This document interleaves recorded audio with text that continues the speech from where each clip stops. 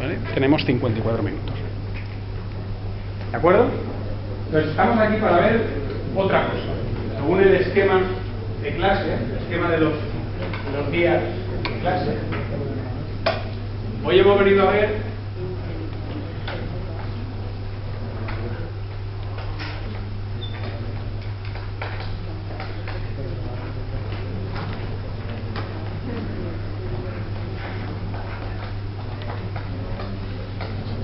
esto. Perdón. Hemos venido a ver el marco jurídico y el marco institucional. ¿Qué es el marco jurídico y qué es el marco institucional? Ya os adelanto que ni el marco jurídico ni el marco institucional tienen nombre. Se llaman así y son eso. ¿De acuerdo? Se llaman así y son eso. Un marco no es nada más que, en este caso, porque estamos acostumbrados a verlo,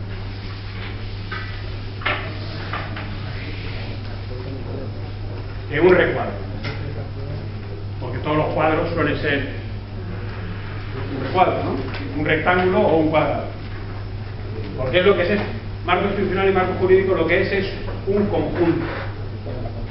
Un conjunto. No lo vamos a dividir, no lo vamos a dibujar en círculo, que podríamos, pero lo vamos a dibujar de manera poligonal, ¿no? Supongo que se dirá así en matemáticas. Un polígono. Bien. El ejemplo que tenemos en la diapositiva nos refleja un marco institucional y un marco jurídico. El ejemplo que hemos visto antes de este nos refleja también un marco institucional y un marco jurídico. Para explicar esto, lo que podemos hacer es retrotraernos un poquito a la explicación general, ¿verdad? Como si fuera una pequeñita clase de repaso. Nosotros hemos visto que en España hay un sistema de transferencia de competencias, ¿verdad? Lo acabamos de citar aquí, ¿no? Hay un sistema de transferencia de competencias. Las competencias van del Estado a las comunidades autónomas. Y yo pregunto, colegiado, señor colegiado, ¿por qué se llama colegio? Es una buena pregunta, ¿no? ¿Colegio de árbitros existe o no? ¿El colegio de licenciados en ciencias de la actividad física y del deporte existe o no? ¿El colegio de abogados existe? ¿El colegio de médicos existe? ¿Por qué se llama colegio? ¿Nadie puede saberlo? ¿Nadie puede...? ¿Perdón? Porque enseña. Colegio, efectivamente, es un sinónimo de escuela, pero no en este caso. No en este caso. Ahora, si yo te digo, señor colegiado, si yo te digo que hay dos tipos de órganos,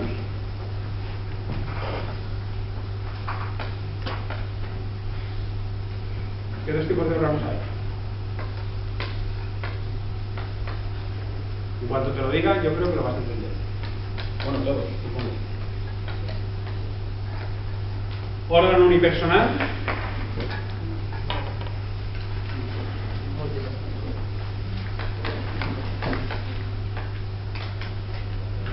Y órgano colegiado. En una organización administrativa hay dos tipos de órganos.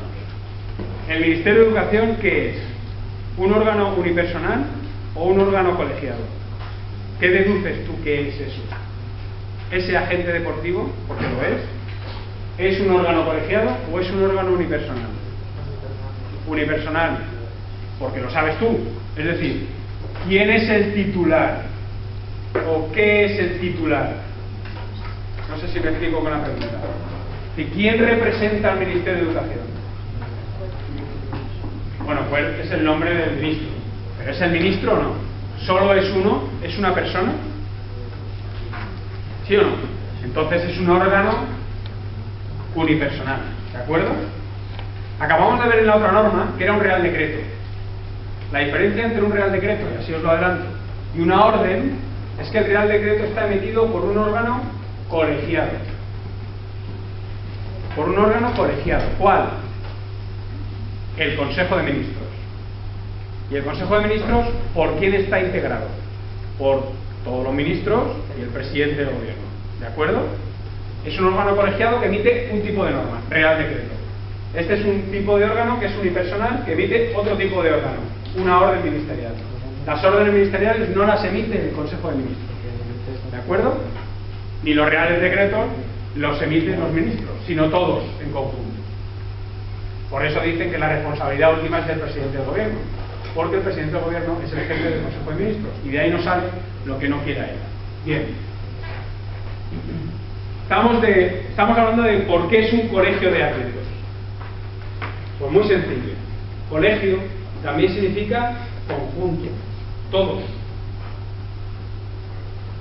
Porque el colegio de árbitros es todos los árbitros. El colegio de abogados es todos los abogados.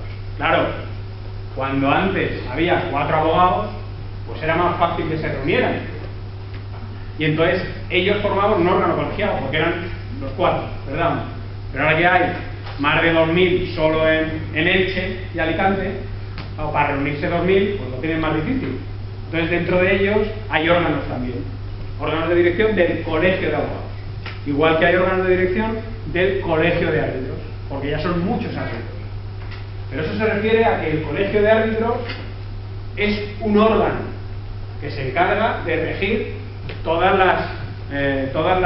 los procedimientos que tienen que seguir los árbitros, cómo ser, para qué sirven, qué es lo que tienes que cumplir, cuándo tienes que ir a pitar, cómo te eligen para pitar o no, en qué división o no.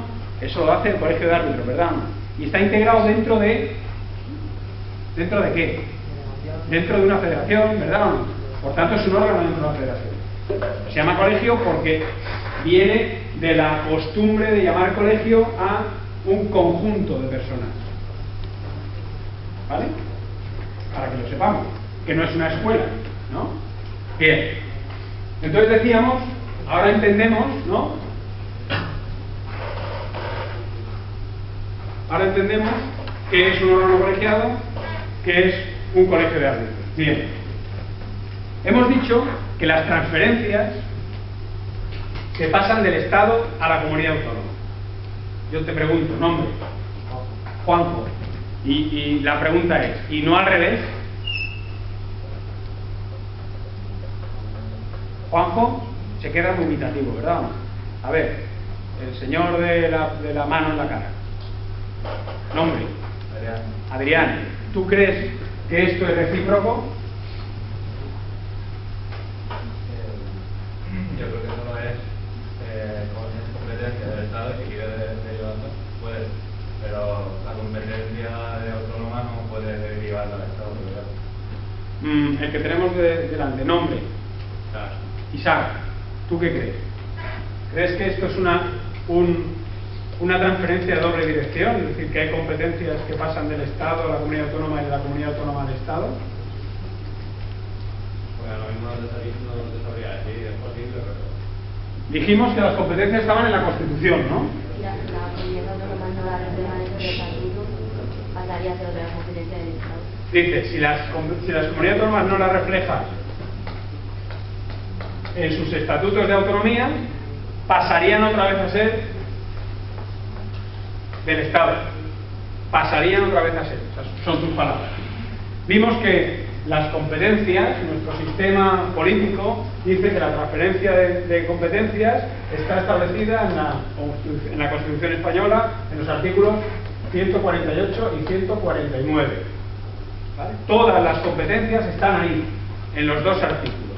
Ahora bien, uno dice cuáles son las competencias exclusivas del Estado, entre las que no está el deporte, y otro dice cuáles son las competencias que se pueden transferir a las comunidades autónomas siempre que sus estatutos así lo digan.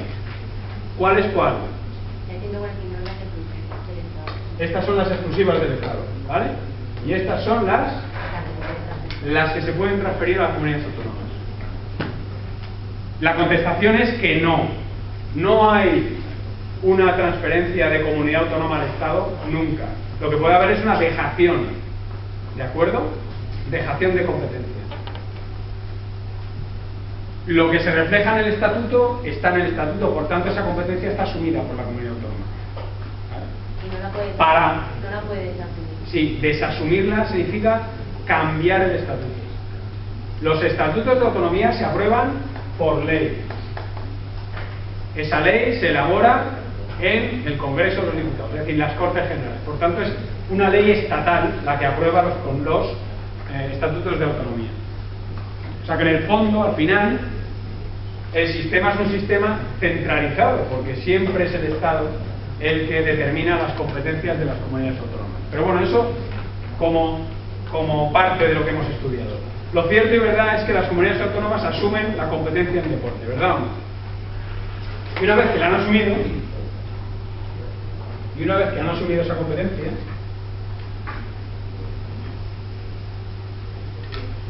la consecuencia más inmediata es que tenemos dos estructuras administrativas.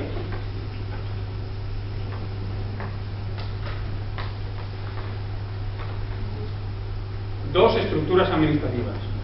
Porque la siguiente pregunta es, cuando el deporte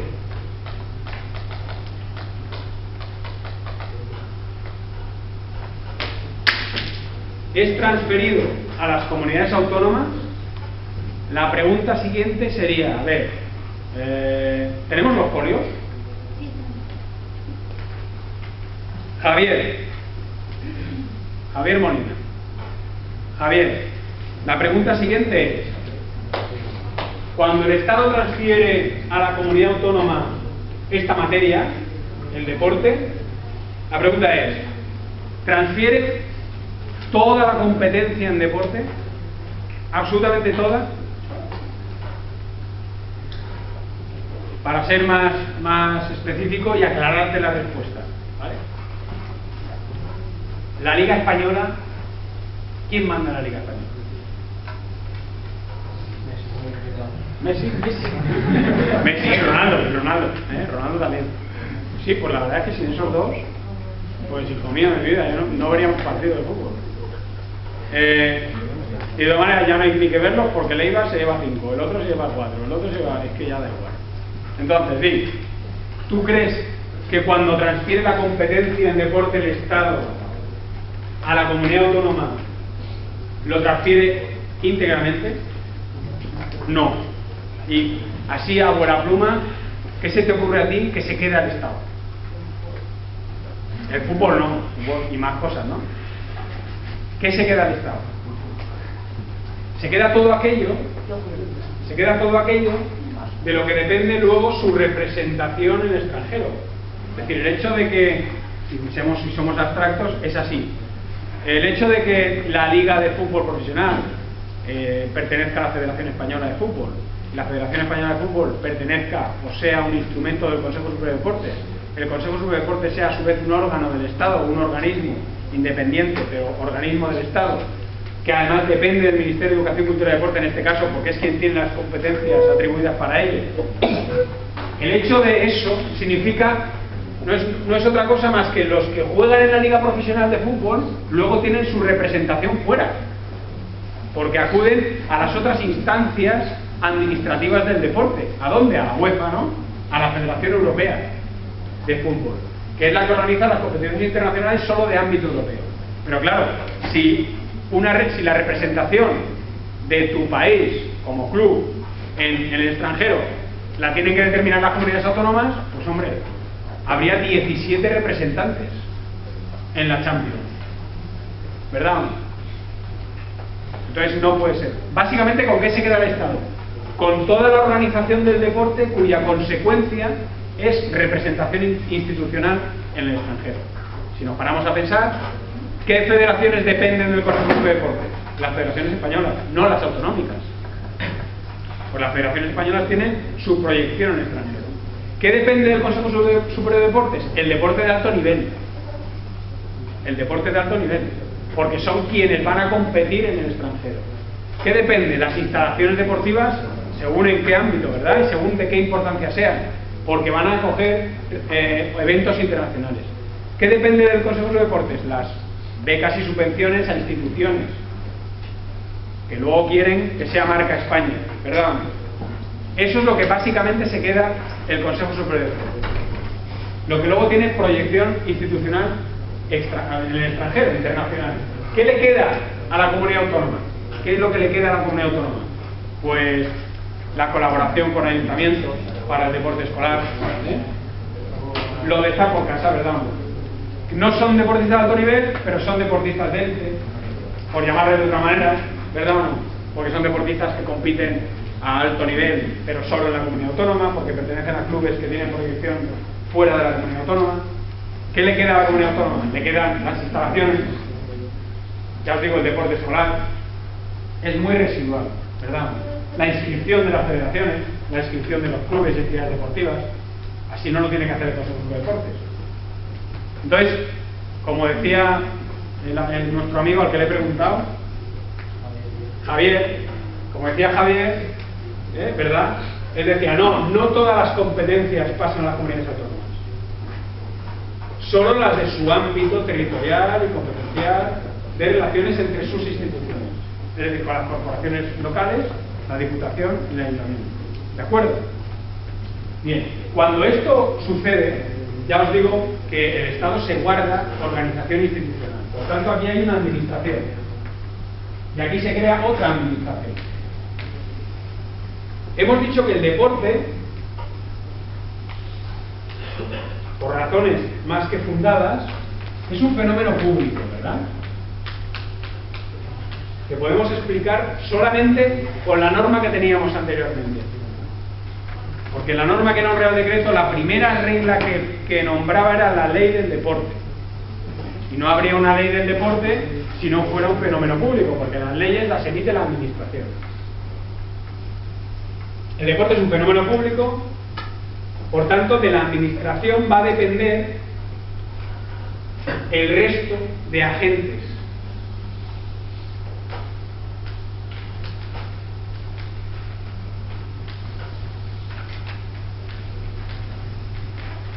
El resto de agentes. De ámbito estatal, las federaciones españolas, los clubes de esas federaciones españolas, el Comité Olímpico Español. De ámbito autonómico, los clubes autonómicos cuya inscripción dependa de la comunidad autónoma, las federaciones autonómicas, ¿de acuerdo? De esas normativas depende el resto de agentes, porque la administración también es un agente dentro del sistema deportivo español. Cada una de las organizaciones tendrá sus normas, ¿verdad?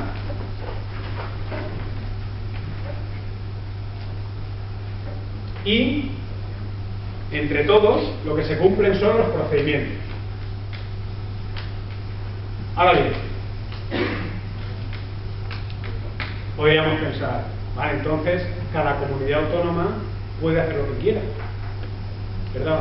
Cada comunidad autónoma puede hacer lo que quiera. La respuesta es no. ¿Por qué? Porque el Estado ya se ha asegurado de que el sistema autonómico deportivo sea homogéneo.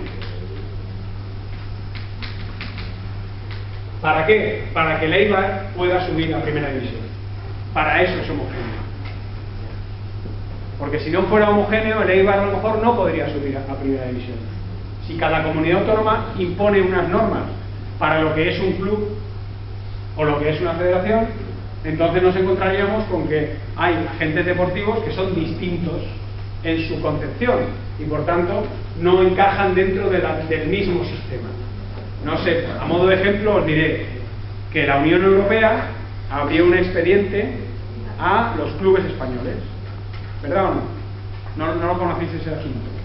Abrió un expediente a los clubes españoles de primera división, de la liga profesional. Entonces, la pregunta es, ¿a todos? No. Solo a los que no son sociedades anónimas. Por eso he remarcado a los clubes, porque no juegan con las mismas reglas. Es decir, una sociedad anónima deportiva tiene que tributar con reglas distintas a un club. Por tanto, a la hora de fichar, tiene más ventaja a un club, que no tiene que dar explicaciones. ¿Me explico? Entonces la Unión Europea dice, caramba, es que en el resto de estados los clubes son sociedades anónimas deportivas. Incluso muchos cotizan en bolsa, como en Inglaterra. ¿Por qué en España son tratados de distinta manera? Porque eso afecta al sistema deportivo general. Es decir, el hecho de que esté aquí Ronaldo o Messi tiene mucho que ver con el sistema de tributación en España. Tiene mucho que ver con pagar impuestos o no. Eso digan a Messi, ¿verdad? Tiene mucho que ver con la cotización de esos clubes y no empresas. Por tanto, dentro en el sustrato de la competición, las reglas no son las mismas para todos. No son las mismas para todos. ¿Vale? Porque además las sociedades anónimas deportivas dependen de las acciones y aquí dependen de la voluntad de los socios. La responsabilidad no es la misma tampoco, porque en los clubes la responsabilidad es una responsabilidad solidaria de los 100.000 socios del Madrid, de los 100.000 socios del Barcelona, claro. Es muy fácil culpar de una mala gestión a un administrador único de una sociedad anónima, pero es muy difícil culpar de una mala gestión a 100.000 socios de un club. ¿Me explico? Será muy difícil encontrar responsabilidades en el presidente del Barcelona por el fichaje de Messi o por el pago de Neymar o no sé qué. Será muy difícil porque no estamos en una empresa, estamos en un club. Y como es un club, él lo único que hace es ejecutar la voluntad de los socios. Por tanto, la culpa es de los socios y no de los, bueno, de los socios, de los asociados y no de los socios de la sociedad anónima.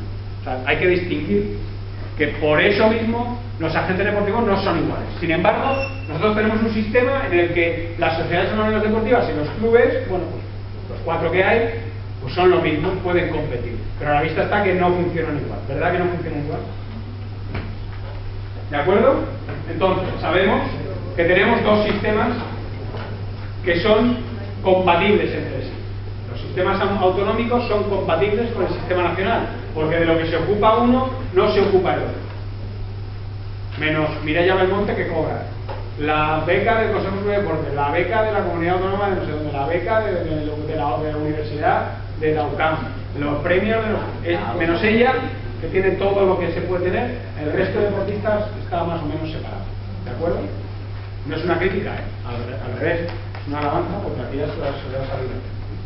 ¿De acuerdo? Entonces, esto es un sistema deportivo. A su vez, ese sistema deportivo depende de otras instituciones.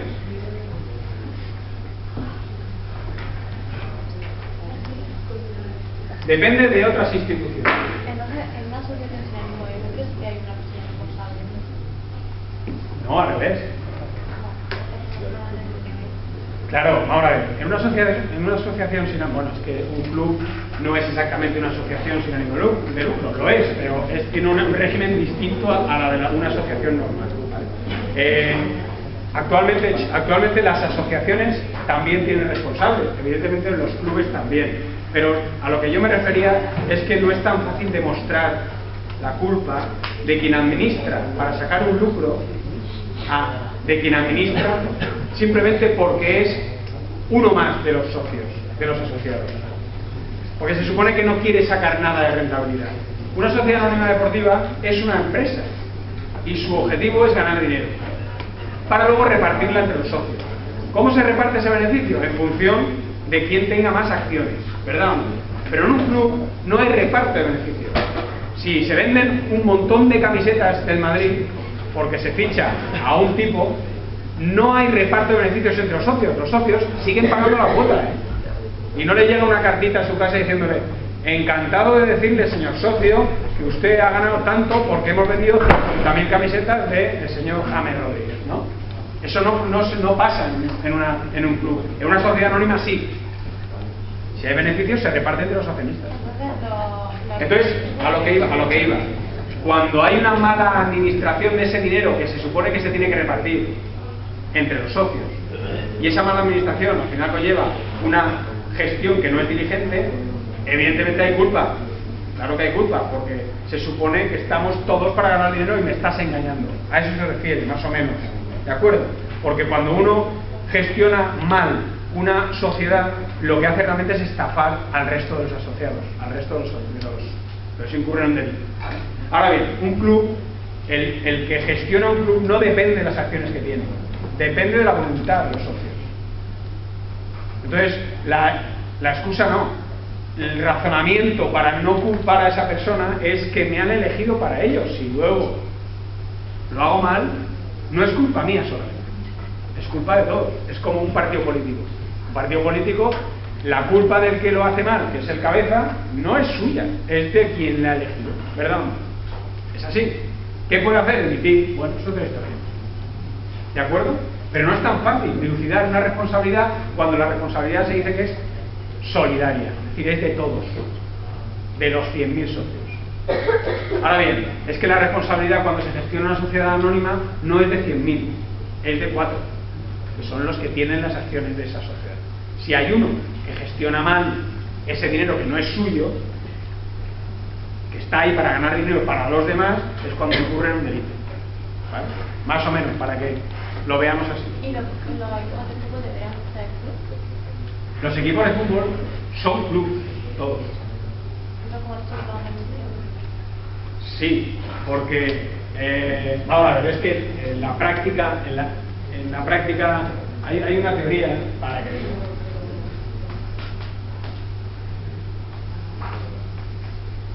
hay una teoría, la teoría del velo de las sociedades anónimas o de las sociedades, que no vamos a entrar en ello. Antes era muy difícil culpar a alguien por la mala gestión de una sociedad. Muy difícil. ¿Por qué? Porque las sociedades son personas jurídicas, por tanto distinguen lo que es la identidad de la sociedad con la identidad de sus socios. ¿De acuerdo? ¿Qué pasa? Que la legislación siempre ha encontrado muchas dificultades. Los delincuentes van por delante de la ley. ¿Vale? Partiendo de ahí, los gobiernos, las administraciones, siempre han tenido muchas dificultades para encontrar culpables en la administración de una sociedad. Porque había un velo, por eso le digo la teoría del velo, el levantamiento del velo, para ser más exacto.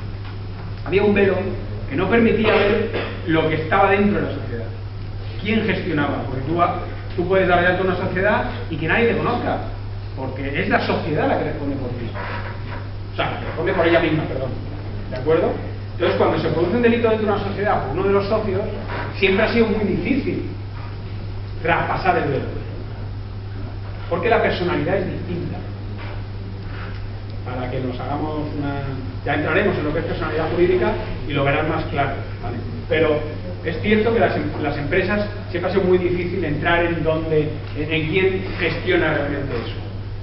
Es lo que se dice siempre. ¿Qué hizo Urdangarín? Urdangarín y el otro, ¿qué tenían? Un montón de empresas. Una, otra dentro de una dentro de la otra. De manera que es una maraña de empresas que nadie sabe a quién pertenece. ¿De acuerdo? ¿Quiénes son los administradores? ¿Quién está defraudando realmente? Eso es lo difícil para la legislación. Entonces, hoy en día, también las asociaciones sin ánimo de lucro y también, por supuesto, los clubes deportivos son capaces de ser desvelados. Por eso hay presidentes de club imputados. ¿De acuerdo? Por eso, porque están manejando fondos del resto. Pero si tú analizas el caso del Barcelona, por ejemplo, te darás cuenta de que la denuncia vino por un socio. Vino por un socio. ¿De acuerdo? No intervino el poder público en primer lugar. Fue un socio el que denunció a su socio, a su cosocio. Porque la responsabilidad también es de quien denunció. También es partícipe de esa decisión que tomó el presidente. ¿Vale? Lo que pasa es que ya se ha convertido en un delito tributario, no de administración, digamos, no de administración empresarial, sino un delito tributario, porque parece que el presidente se lucró con ese traspaso.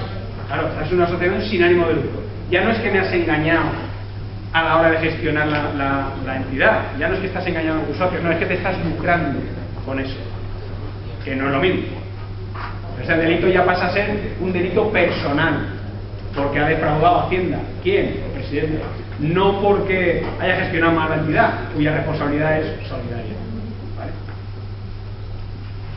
O sea, él va a quedar exento de haber tramitado mal el fichaje de Neymar, pero no va a quedar exento de no haber declarado el dinero que se llevó. Para que nos hagamos una idea. Es como el que pillan por no declarar impuestos. Pues lo mismo. ¿Vale? Bien, esto no es propio de lo que estamos hablando. Entonces, la cuestión es: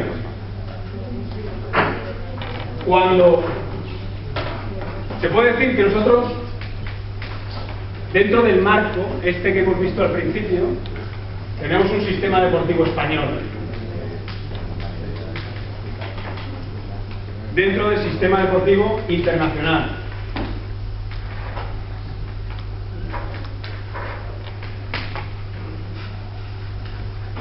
Y a su vez, el sistema deportivo español está compuesto de otros sistemas deportivos, ¿verdad? Hemos dicho que todos estos sistemas deportivos, que ya os digo, en cada estado será consecuencia de las normas que rijan en cada estado. Aquí tenemos el sistema de transferencia de competencias. Lo que hay al final son agentes, ¿vale? Son agentes deportivos. Estos agentes deportivos están dentro de esto que hemos llamado al principio, como os decía, un marco.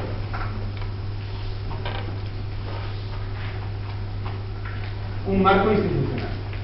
Porque son todo instituciones. ¿Vale? Son todo instituciones deportivas. ¿Por qué están en un marco?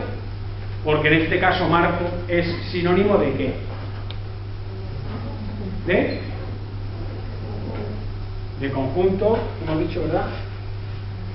Pero es de aquello que vimos que era un sistema deportivo mundial.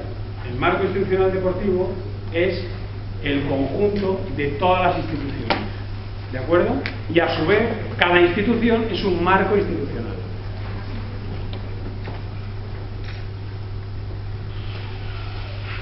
Hemos dicho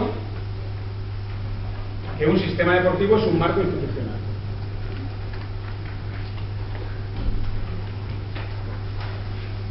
Y ahora con los círculos, ¿verdad? Marco institucional.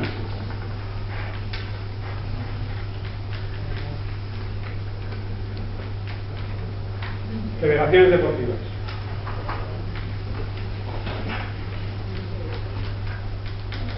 Clubes.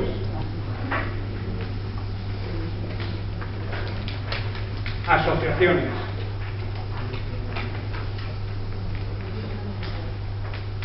Estados o administraciones.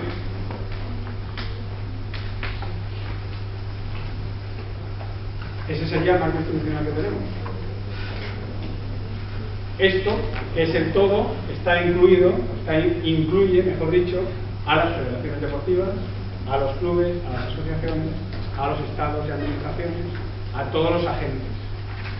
Ahora bien, hemos dicho que un sistema deportivo se compone de tres elementos. Por un lado están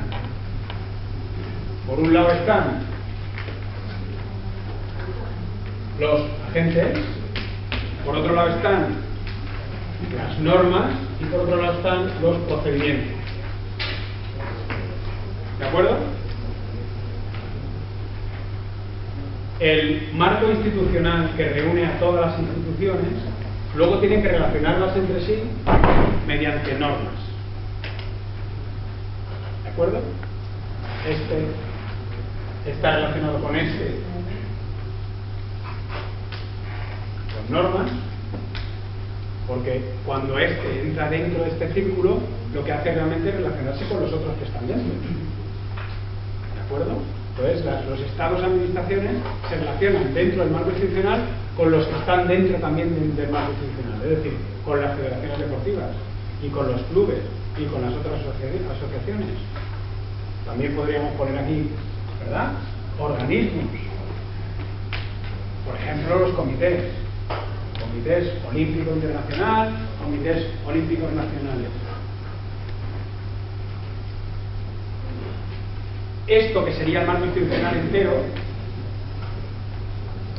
reúne a cada uno de los marcos institucionales, porque cada club tiene su marco institucional, cada federación tiene su marco institucional, cada comité tiene su marco institucional.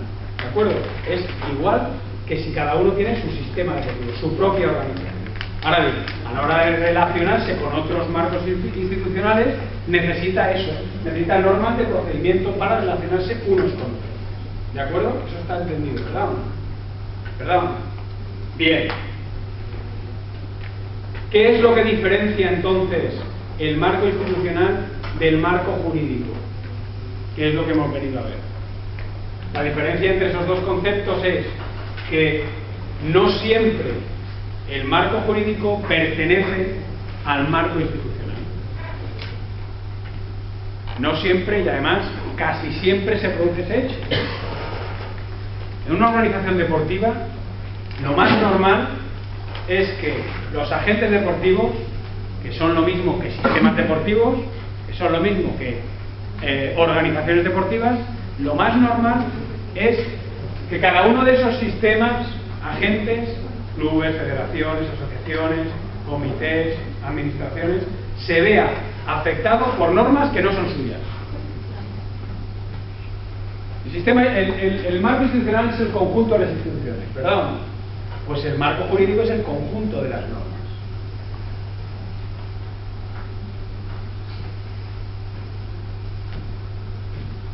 El marco institucional de un agente deportivo está claro y definido. Por ejemplo, la Federación Española de Baloncesto. Está claro cuál es su marco institucional. El de los clubes de baloncesto, el de la Liga Profesional de Baloncesto. Eso es lo que compone el marco institucional de esa federación. Eso está claro. No tiene ninguna intervención a priori de un marco institucional externo.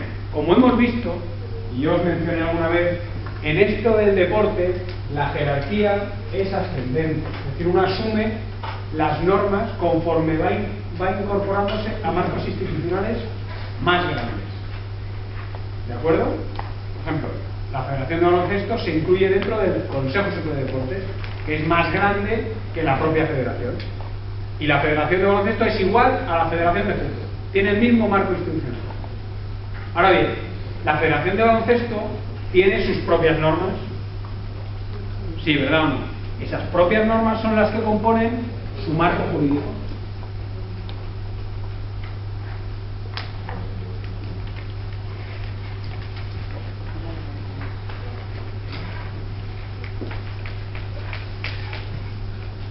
Federación Española de Baloncesto. ¿Quién la compone la Federación Española de Baloncesto? Los árbitros, los técnicos, los jugadores, los clubes, las federaciones autonómicas. Eso es lo que compone la Federación de Baloncesto, la española. Ese es el marco institucional. Esos son sus agentes. De ahí no se sale. No hay ninguna afectación del exterior. Solamente cuando la Federación Española se incluya dentro de otro marco institucional. Pero eso no hará que cambien sus normas internas. Es decir, hasta que no participe con la otra institución. Hasta que no participe en la Liga Española, no le afectarán las normas, perdón, en la Liga Europea, no le afectarán las normas de la Federación Europea de Baloncesto. ¿De acuerdo? Sin embargo, no es así. Es decir, la Federación de Baloncesto, que tiene su marco institucional muy concreto y delimitado, con sus agentes que no se salen de ella, de esa federación, lo quiera o no, las normas que le afectan ya no son suyas. Desde el momento en que una federación deportiva depende de una ley. Una ley que no es una norma interna de la federación. ¿Lo habéis entendido o no? Porque esa ley la emite la administración, el gobierno, el Estado, que le dice qué es lo que tiene que hacer para ser una federación. Por tanto, si ya me están diciendo qué es lo que tengo que hacer para ser una federación, la primera norma que me afecta no es de mi marco jurídico. O sea que a la federación ya afecta todo el marco jurídico. Uno que está fuera de su marco y uno que hace tierra que es más, si la Federación Española de Baloncesto no participara en la Liga Europea, ¿no?, le seguirían afectando las normas de la Federación Internacional, porque la representación de España en la modalidad de deporte baloncesto no depende siquiera de la Federación Española, depende del Estado, que es quien ha producido esa federación o permitido que exista para poder estar representada en la Federación Internacional. No sé si me he explicado. Más claro lo voy a poner. Si el Barcelona no participara en la Liga, le seguiría afectando las normas de su marco institucional. el marco institucional de la federación. ¿Me explico? Porque para ser un club tienes que tener el respaldo de una federación. Luego si quieres participar o no, pero tú tienes que tener el respaldo de la federación. Por tanto, el Barcelona, que también es un marco institucional, si quiere estar dentro del marco, si quiere ser un marco institucional deportivo en el ámbito del baloncesto, tiene que estar dentro del marco institucional de la federación, ¿verdad o no? ¿Vale? Entonces, ¿le afecta o no el marco jurídico de la federación? Lo quiera o no. Lo quiera o no. Por eso digo que el marco jurídico de cualquier sistema deportivo está afectado siempre por normas que no son del propio sistema deportivo. Por tanto, siempre, como conclusión, el marco jurídico siempre es más grande que el marco institucional. Para hacerlo así de manera entendible. Y no hay ningún marco institucional que no esté interpretado como se dice. No, ninguno. Ninguno. Si te paras a pensar, todos. Porque el Comité Olímpico Internacional, que es lo más grande que hay, perdón, tú dirías, ¿cuál es el marco institucional más grande? Pues el marco institucional más grande es el Comité Olímpico Internacional. Ya no por la repercusión que tiene, porque puede tener más repercusión la organización de un mundial de fútbol, ¿verdad o no? Sin embargo, el marco institucional de la Federación de Fútbol Internacional es más pequeño porque repercute en menos agentes deportivos, solamente las federaciones de fútbol y solamente los clubes, solamente los sistemas deportivos de fútbol, ¿verdad? Pero el Comité Olímpico Internacional afecta a un montón de sistemas deportivos, a todas las modalidades deportivas que tienen sus sistemas deportivos de acuerdo con sus agentes deportivos. Como es el campo, el marco más institucional más grande que hay, tú dirías, ese marco institucional es lo más grande que hay, no cabe otra norma que no sea la del comité. Y yo te tengo que decir no, porque el Comité Olímpico Internacional depende de normas externas al deporte para poder existir. De entrada, el Comité Olímpico Internacional tiene una sede, ¿sí o no? Esa sede está en una ciudad. Esa ciudad tiene una norma para las organizaciones de ese tipo. Por tanto, tiene que cumplir con la legislación de ese país. Si tiene que organizar esos eventos, que es la única demostración de su marco institucional, si tiene que organizar esos eventos, depende de legislación que no es legislación suya, que no es del marco jurídico del sistema deportivo, sino del de fuera. Eso es un ejemplo. Aquí tenemos un marco jurídico más grande que el marco institucional, porque esto se sale del sistema deportivo. Esto es una norma educativa, no es una norma del deporte. Podemos discutir si el deporte es educación y lo metemos dentro y tal. Ya hemos dicho que en derecho puedes razonarlo todo, pero en principio el hecho de que el deporte esté regido por un órgano del gobierno hace que el marco institucional, el marco jurídico que afecta al deporte ya sea más grande que el propio deporte. ¿Me explico o no? ¿Sí o no? Entonces, por ejemplo, si yo te digo,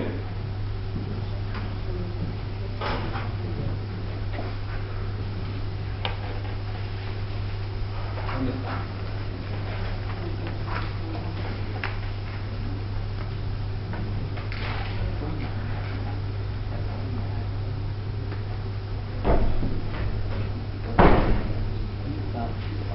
Fijaos,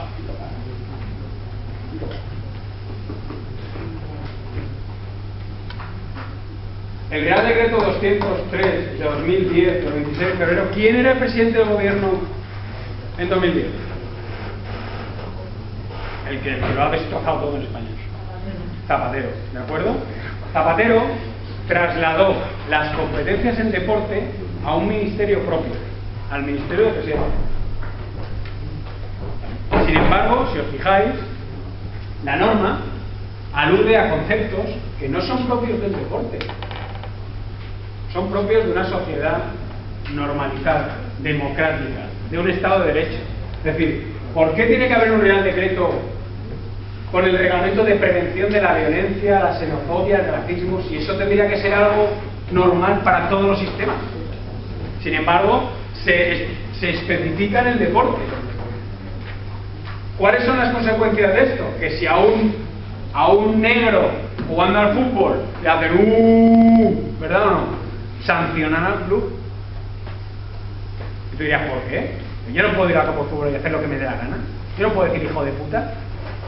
¿O no? O sea, sancionamos a un club o a un tío por decirle negro a un negro y nos hinchamos a decir hijo de puta y no pasa nada, ¿verdad? Hasta le escupes al juez de línea y no pasa nada. Sin embargo, si le llamas negro, sí, ¿por qué? Porque el racismo, la xenofobia, y si son valores generales, estos son derechos humanos, esto no tiene que decirlo nadie para que eso haya una prevención de ello. Es decir, tendría que ser el club el que sancionara al tipo.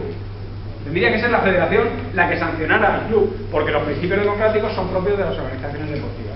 Si eso no es así, es porque la legislación de deporte no está bien hecha, porque esto no hace falta. Esto es la demostración de que el marco jurídico del deporte, es más grande que el propio deporte, porque abarca conceptos que se salen de él, es decir, que no tendría ni por qué tocarse. Son cosas, es como aquí, no tenemos ni que insultar, ¿no? Porque se cae por su propio peso, ¿verdad? O sea, tenemos que tener respeto, ¿no? ¿O no? No haría falta que nadie nos lo dijera. ¿Vale? Entonces, ¿lo hemos entendido o no? Mientras que el marco institucional deportivo es el conjunto de los elementos que componen ese propio sistema deportivo, el marco jurídico es el conjunto de las normas que afectan a esos elementos. Y muchas veces, si no la mayoría, si no todas, o casi todas, esas normas no serán solo las propias del sistema deportivo, sino que serán normas de fuera de ese sistema deportivo. Es decir, normas que no son de deporte, que son de otra cosa. Prevención. ¿Acaso el dopaje es una cuestión solo del deporte? No, porque es una cuestión de integridad física, de salud, de tráfico de estupefacientes. Por tanto, no estamos hablando solo de deporte. Estamos hablando de que hay gente que se lucra traficando con materia o con materiales o con sustancias que son ilegales, que no está permitido su tráfico. Por tanto, no es solo por el deporte. ¿De acuerdo o no? Es decir, una persona a la que pillan dopando al atleta de turno tendrá dos tipos de sanciones. Por un lado, la sanción administrativa de su propia organización o sistema deportivo, que le inhabilitará para ser entrenador, técnico, aunque ya ha dicho Ángel que como da igual, ¿verdad? Como no hace falta ser entrenador, pues el tío cogerá y dirá, che, yo soy delegado del club y voy allí como delegado del club. ¿De acuerdo? Pero luego tendrá la sanción penal, porque encima han convertido el dopaje en un delito. Entonces, como han convertido el dopaje en un delito, ¿quién? Las administraciones. Y en el fondo, ¿para qué? Porque lo que tendrían que hacer es dejar que el deporte funcionara solo. ¿A mí qué me importa que se dopen los deportistas? Sí, que se dopen. ¿Qué más da? Si yo lo que quiero es espectáculo. ¿O no? ¿De qué sirve ver que un tío le pilla una pájara en el ciclismo? Si es que eso es para pagar la tele. Sin embargo, si ves a un tío subiendo ahí el tío porque al final se dope como se dope, no deja de ser un ser humano. Es decir, es una buena imagen, dicen, yo me puedo dopar y subir como ese, ¿no? Porque siendo solo como soy, lo miraría y diría, hostia, ese es un superhombre, ¿entiendes? Ese no, contra ese no puedo. Sin embargo, siempre me queda la ilusión de decir, yo si me meto un chute, corro como ese tío, ¿verdad? Por tanto, es una esperanza al resto del plano. Pero ya es una cuestión propia, porque viven de eso. Tú dirás, no, es que Ronaldo es un atleta. Claro que es un atleta, es que tiene que serlo. Si es que vive ese tío de eso, no puede ser menos que un atleta, ¿verdad? Hasta los otros de equipos inferiores te dicen, si es que contra esos no podemos competir, que esa gente es superior a nosotros y son profesionales también de fútbol. ¿De acuerdo? Vale, entonces hemos entendido, con una explicación muy amplia que podríamos haber terminado en 2 minutos, lo que es un marco institucional y lo que es un marco jurídico, ¿verdad? ¿Verdad? Recordad por favor que marco jurídico y marco institucional es un sinónimo de sistema deportivo, de club, de asociación, de agente deportivo. Es lo mismo al final. ¿Vale? Vale. Mañana no hay clase, ¿eh? Oye, ¿alguna duda o no? ¿Alguna duda o no?